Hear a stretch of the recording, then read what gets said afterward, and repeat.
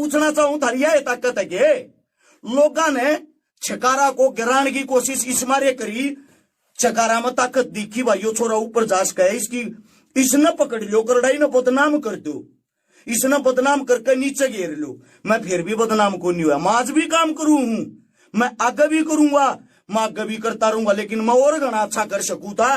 मेरे अंदर इतनी हिम्मत है, मेरी टीम इतनी मजबूत है, नाखा में लठ एकला चढ़ा दूंगा इनके, इन सब का ये जो नेता बन रहे ना सबके एकला नाखा में लठ चढ़ा दे थारा बालक, जब तुम साथ देनिया होते तो।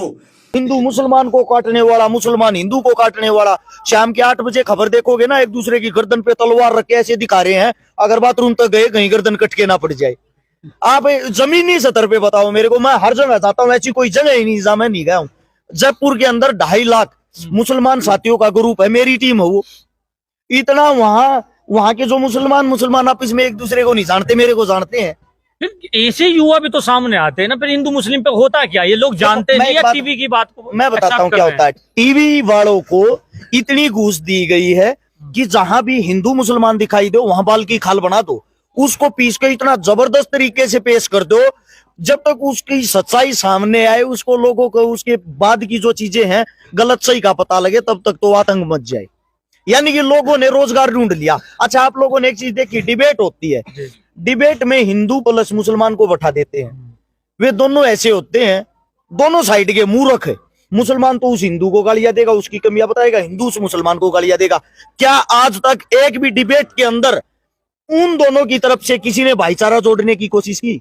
क्या आपने कभी ये देखा है उन दोनों ने कभी शिक्षा, स्वास्थ्य, रोजगार के ऊपर चर्चा की हो? नहीं की ना। हमारा देश जहां कहा रहा है, हमारे देश में क्या 2 ही मुद्दे हैं, हिंदू मुस्लिम, किसी की किसी के साथ लड़ाई नहीं। देखो एक बात देखो आप, हिंदुस्तान जिस वक्त गुलाम था, इंडिया गेट के ऊपर आप जाना, मैं कहता हूं पर्सनली तौर पे एक बार जाना, वहां पे नाम पढ़ने शुरू करना, शहीदों के नाम लिखे हुए ऊपर से नीचे तक, वहां आपको हिंदू का भी नाम दिखाई देगा, मुसलमान का भी नाम दिखाई देगा। तो आप ये बताओ, ये जो देश है, ये देश हम सब से मिलके ही तो बना होगा। दूसरी बात, जिन मुसलमानों को ये कहते हैं मुसलमानों ने हमारे पे आक्रमण किया, मुसलमानों ने हमारे को धोखा दिया, मुसलमानों ने हमारे साथ ये किया, वो मुसलमान हमारा था ही नहीं। आप लोगों को पता है मुगल कहां से आए थे? बाहर से आए थे। बाहर से आके हमारे पे उन्होंने अपना हक जताया, बाहर से आके उन्होंने हमारे पे क्रूरता की। आपको नहीं पता हो तो यहाँ के सच्चे मुसलमान ने, एक भी मुसलमान ने उन मुगलों को अपनी बेटी तक नहीं दी, क्योंकि उनको बाहर का मुसलमान मानते थे, वो हमारे थे ही नहीं। तो आप गलत किनको कह रहे हो? गलत उनको कहो ना जो आपके आका थे, जो बाहर देश से आए थे आपके ऊपर। उससे पहले अभी मैं जो बातें बता रहा था, तैमूर जो एक मंगोलिक शासक था, जो चंगेज खान का वंशज था, वो यहाँ आता, यहाँ के क्रूरता मचाता है, सब कुछ तोड़ फोड़ करता है। वो हमारा मुसलमान कहां से हो गया? हमारा मुसलमान वो मुसलमान है जो हिंदुस्तान के लिए लड़ा है, हिंदुस्तान के लिए जिया है, हिंदुस्तान के लिए मरा है, और आज भी हिंदुस्तान के लिए जीता है। हिंदुस्तान जो सरजमी है, अगर उसके आप बॉर्डर पे जाओगे, मैं अभी गया था, मैं चाइना बॉर्डर पे गया, देख तो ले यार चाइना कितना अंदर घुस रहा, कैसे झगड़ा। फौजी भाई पता क्या बोल रहे थे? हर्ष भाई टीवी देखते रहो, यहाँ कुछ नहीं है ऐसा, कोई गुलामी, कोई झगड़ा, कोई वो नहीं। बीच में व्हाइट कलर का एक टेंट बना रखा था, जहां हर रोज डेली शाम को डिबेट होती है, हिंदुस्तानियों की, चीनियों की, बैठ के वहां मुलाकात होती है। वहां से ये बताया जाता है उनको कि ऊपर से आदेश है दिल्ली से, आप लोगों ने गर्मा गर्मी का माहौल बनाना है क्योंकि चुनाव आ गया। मैं आपसे पूछता हूँ, वो पाकिस्तान अब इस वक्त कोई भी गोला क्यों नहीं फेंक रहा, कोई भी हमला क्यों नहीं कर रहा? भैया जी चुनाव नहीं है। युवा लोग जो होते हैं, ये क्या वजह होती है? जो एक युवा आता है, आपकी बहुत कम उम्र है, आपके ऊपर हमने देखा आपकी साइड पर सोशल मीडिया की, आपके ऊपर FIR दर्ज कर देते हैं झूठी, क्या वजह है? हिंदुस्तान के अंदर एक पार्टी है जो आजकल राज कर रही, जिसका नाम भारतीय जुमला पार्टी। अच्छा। वो क्या करते हैं, वो जुमलेबाज लोग, उन्होंने मेरे को कम से कम 20 बार ऑफर दे दिया, हमारा झंडा उठा लो, हमारा डंडा उठा लो। हमने कहा जब तक दम रहेगा, जब तक हमारे अंदर सांसें रहेगी, हम ये झंडा डंडा नहीं उठाएंगे। उसकी सजा ये है। उसकी सजा क्या है?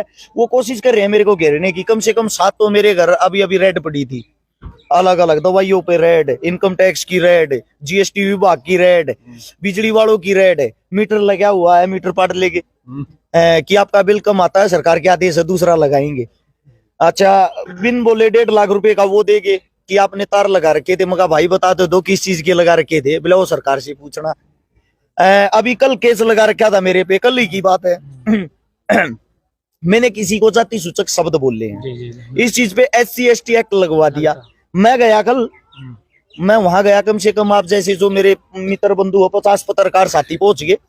दिखाओ भाई वो जहां इसने किसी को जाति सूचक शब्द बोले हैं।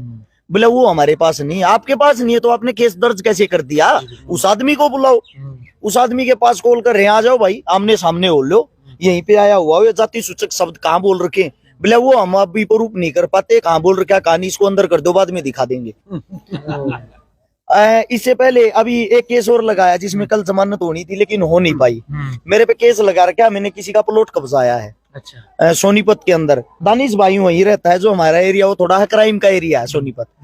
जो मेरे पे केस लगा रखा है उसमें ये मैंने किसी का प्लॉट कब्जाया है और किसी को 5 लाख रुपए फिरौती मांगी है प्लॉट कब्जाने वाले पे। 16-17 मेरे साथ हथियार वाले थे, 20 मेरे साथ गुंडे थे और मैंने बहन बेटियों के साथ बदतमीजी की, उनके घर में ही जाके मारपीट की।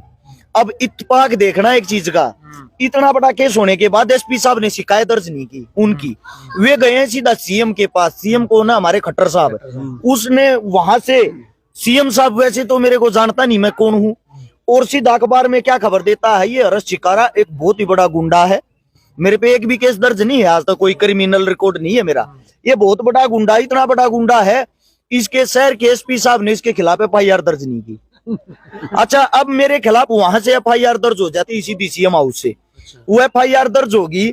मैं जाता हूँ SHO साहब के पास, मैं SHO साहब से पूछता हूँ, साहब मेरे को वो तो बता दो प्लॉट कहाँ है जो मैंने कब्जाया है, वो जगह कौन सी, मेरे को पता तो हो, कम से कम मेरे को तो ये पता होना चाहिए या जगह कब्जाई है मैंने।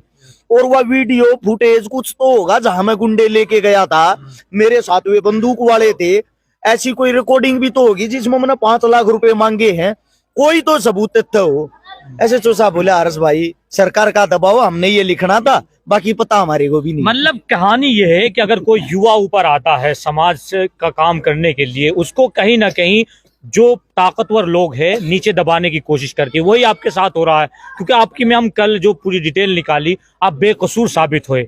हर केस आपके ऊपर जो है झूठे थे, वो सब आपने दिखाया लाइव करके। जी जी। लेकिन एक चीज का सवाल यहाँ होता है कि जिस तरीके से आप देखा है, शायद पहली दफा आप इधर यूपी में प्रोग्राम में अटेंड कर रहे हैं या और भी कोई प्रोग्राम अटेंड किया? आपके एरिया में थोड़ा आगे चल के 13 साल की बच्ची का 3 साल पहले बलात्कार हुआ था, जो गूंगी बहरी थी, जिसको जला के मार दिया था, जिसकी FIR तक नहीं लिखी गई थी। काफी चर्चित बड़ा मामला हुआ था। वो चमार जाति से थी, वो हमारी बहन गुड़िया, उसकी कहीं सुनवाई नहीं हो रही थी। उसकी यहाँ आके मैं मदद करके गया था। कोई लाखों रुपए उसके खाते में आए थे। लाखों रुपए आने के बाद मैंने उनको ये बोला था सीधा हाईकोर्ट का वकील करो और इनकी ऐसी तैसी करवाओ, तो क्योंकि आदमी जब पैसे से मजबूत होगा सब चीजों से लड़ना सीख जाएगा। और 1 हफ्ते के अंदर उसकी FIR दर्ज करवा के गया था। यहाँ से अभी भाई बता रहा था, दानिश भाई हरिद्वार गए थे, हरिद्वार भी गुड़िया की शादी करवा के आए थे। यहाँ पे पीछे मैं आपको अभी मदद बता रहा हूँ, इससे पहले वाला एक पुल था, शायद पुल से वो करनाल रोड जाता है जो, उस पे भी अभी प्रोग्राम में आए थे।